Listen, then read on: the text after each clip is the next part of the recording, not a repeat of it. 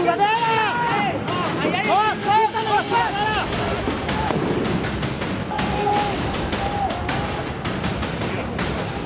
Reportero que ha resultado lesionado en esta marcha. Los granaderos están lanzando petardos, los granaderos están lanzando petardos.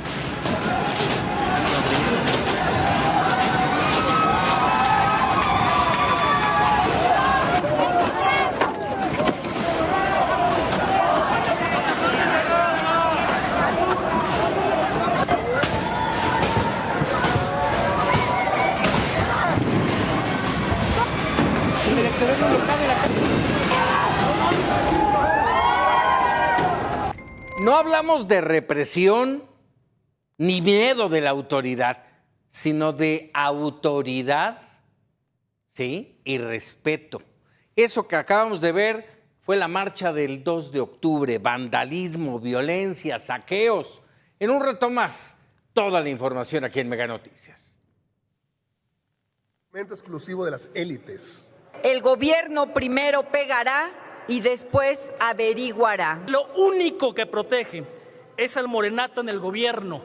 La protección frente a los abusos de autoridad. Para protegerte de todo. Busca eliminar vías de defensa. En consecuencia, quedan aprobados. Totalitarismo. El Estado concentra todo el poder. La ley de amparo siempre fue la última defensa que teníamos usted y yo frente al abuso de las autoridades. Hoy la están demoliendo. Con esta reforma quedaremos indefensos frente al gobierno. Sí, dicen que habrá sanciones a funcionarios y que se reconoce el interés colectivo. Lo grave está en las restricciones al amparo, en acotar suspensiones, en endurecer el interés legítimo, en poner candados que terminan protegiendo más a la autoridad que al ciudadano. Y mientras todos discutimos la retroactividad, nos están dejando desarmados frente a un poder totalitario e intocable. Vámonos a los datos duros. Jorge Chaparro, adelante. El Senado de la República aprobó con 70 votos a favor y 39 en contra la reforma a la ley de amparo. Como ha ocurrido desde que Morena llegó al poder en 2018, las modificaciones se aprobaron de manera vertiginosa o fast track, a pesar de que estos cambios deforman el sentido del juicio de amparo, el instrumento jurídico más importante de los ciudadanos para defenderse de las arbitrariedades del gobierno en turno. El problema es que, de nueva cuenta, la mano del tabasqueño Adán Augusto López se hizo presente. Envió al senador Manuel Huerta Ladrón de Guevara para introducir un artículo transitorio que obligará a que todos los amparos que ya estén presentados se revisen con la nueva legislación, a pesar de que se trata de una violación constitucional. Aseveró que con estas modificaciones se cierran puertas a la impunidad y se cumplirán efectivamente las sentencias. La ley no será un escudo de privilegios y la justicia será una realidad. Fíjense ustedes, ni duende, ni niño artillero, ni vengo a dinamitar nada. Sé lo que vengo a plantear aquí y sabía que algunos iban a empezar a alegar que esta modificación implica una aplicación retroactiva a la ley, prohibida por el 14 constitucional, que señala con claridad que a ninguna ley se le dará efecto retroactivo en perjuicio de persona alguna. Sin embargo, no es el caso. Los senadores aprobaron reformas al artículo 5 de la ley para incluir la legitimación colectiva para presentar un amparo. Sin embargo, dejaron vivo el tema de demostrar que se causa un daño real y actual, pues en casos como los ambientales o de salud, los efectos se notan después de años de una mala decisión. La aprobación, advierte la senadora Carolina Villano, rompe con la protección que brindaba el amparo. Su relevancia radica en que desde su origen fue concebido para limitar los abusos de poder y garantizar que ninguna autoridad esté por encima de la Constitución.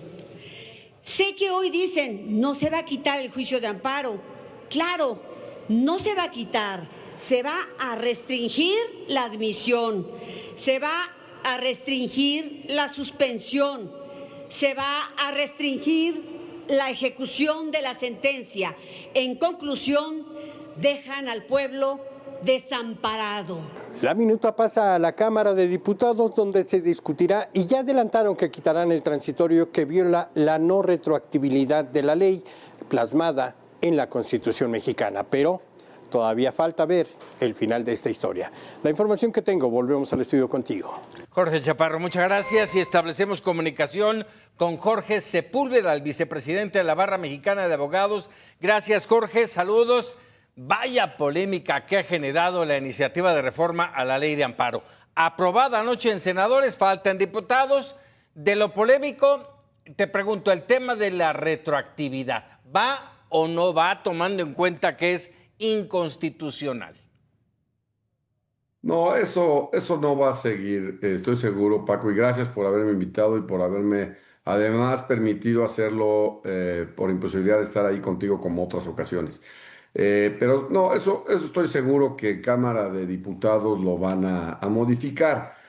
Y en ese tema creo que es muy importante no distraernos solo con la retroactividad, que desde luego es fundamental que no pase, porque no habría forma de decir que esta ley de entrada ya es o esta reforma es anticonstitucional, ¿no? Creo que ahí, pero esta legislación, Paco, la ley de amparo, siempre debe de analizarse con muchísima calma, hacer un diagnóstico adecuado. Me parece que las prisas no le sirven en nada al grupo en el poder, porque aparenta que seguimos o se sigue en un camino que va hacia la autocracia o el absolutismo. Creo que, y por ello se hicieron que además hay que agradecer, hicieron estos parlamentos abiertos en donde participamos también miembros de la Barra Mexicana de Abogados y otras asociaciones que van en el sentido adecuado de escuchar a quienes somos expertos en la materia para que entonces se puedan mejorar la legislación. La ley de amparo tiene desde su creación una finalidad, que es proteger al gobernado de los actos abusivos de la autoridad, que la autoridad per se siempre va a tener la inclinación a abusar un poco del poder, y esto se creó precisamente para evitarlo, ¿no? Creo que ninguna reforma a la ley de amparo debe de prosperar si no es para mejorar los derechos de los ciudadanos.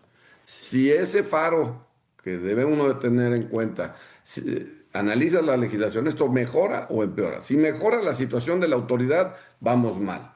Si mejora la situación del ciudadano, vamos bien. Algunos argumentos que están dentro de la iniciativa o de la exposición de motivos de la iniciativa hablan del abuso del derecho, que se ha abusado de la autoridad. Yo creo que el abuso no cabe si tienes un derecho. Siempre que tengas derecho, tienes derecho a utilizarlo. No existe, y desde mi punto de vista, está en lo correcto quien lo utiliza, porque para eso se dieron los derechos. Y si tratamos de modificar la ley porque alguien abuse de ella, entonces, perdóname el ejemplo, lo estoy usando y lo usé recientemente en los foros ahí en el Senado. Es como que tuvieras una plaga de arañas en tu casa y lo que quieres es acabar con esa plaga, pero lo que haces es quemar la casa para acabar con la plaga. Pues se me hace absurdo. Hay que puntualizar. Discúlpame, Paco, que me adelante, pero en el tema de la UIF es un tema que también nos preocupa mucho.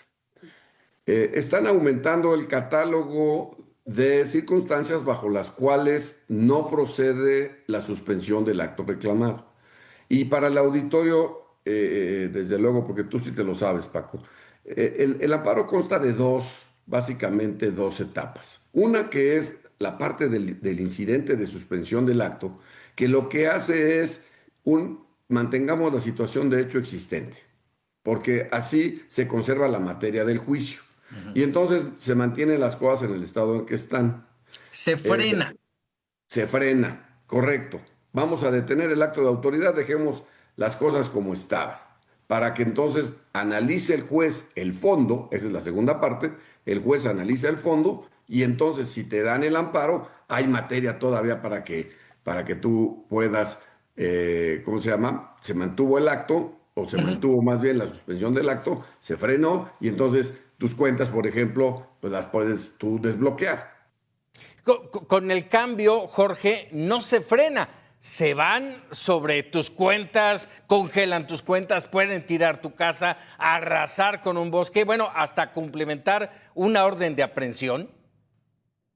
Totalmente, Paco. Y en el caso de la lista de personas bloqueadas, en otras partes del mundo existe un control jurisdiccional de quién aparece en esa lista.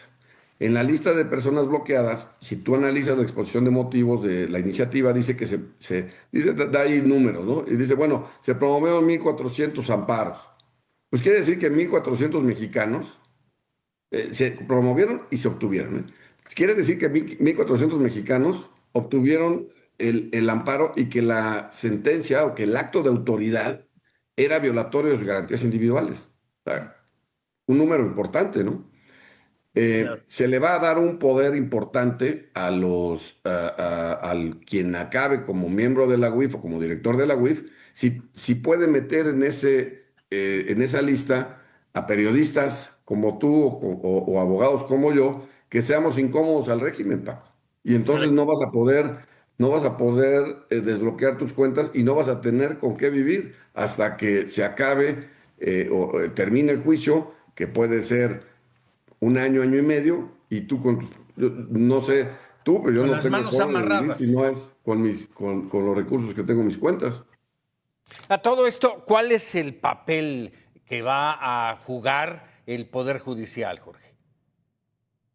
Además, Paco, que estamos recién estrenando jueces y magistrados federales y ministros, y van entonces a tener que estar aplicando esta nueva legislación en materia de amparo y tienen un problema. Los jueces están obligados a guiar siempre todos sus actos conforme a la Constitución.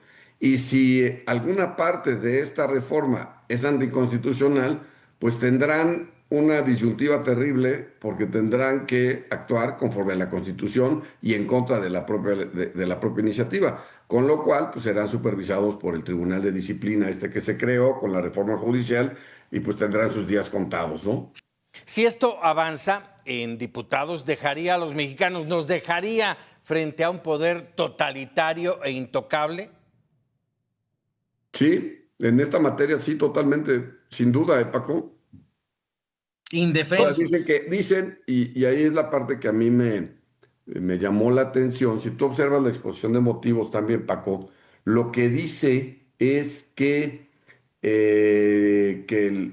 la inseguridad es un problema terrible, que lo es, y es una situación oprobiosa, que tenemos que hacer un diagnóstico adecuado, pero no es a través de limitarle los derechos a los ciudadanos, cómo va a lograrse abatir la inseguridad. Desde luego requiere mucha más inteligencia, pero no es eliminando nuestros derechos. Y te digo, este es uno de los temas más importantes. Y lo que señalan ahí es que tú tienes que probar, los que señala la iniciativa, es que tú tienes que probar la licitud de tus recursos. Hay principios de buena fe, que es lo que guían al Código Civil y a toda la normatividad mexicana. Está guiada por un principio de buena fe. Siempre vamos a presumir, o debería de presumirse, la buena fe de los actos, la licitud de los actos. Le corresponde a la autoridad acreditar la ilicitud de los recursos.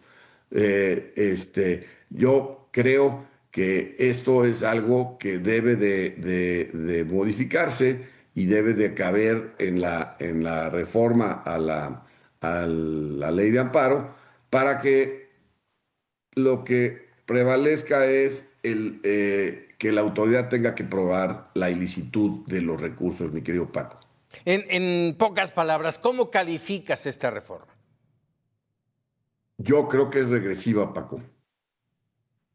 Jorge Sepúlveda, como siempre, agradecido de estos minutos para Mega Noticias. Un abrazo. Encantado, Paco, y gracias por haberme tenido nuevamente ahí en tu noticiero.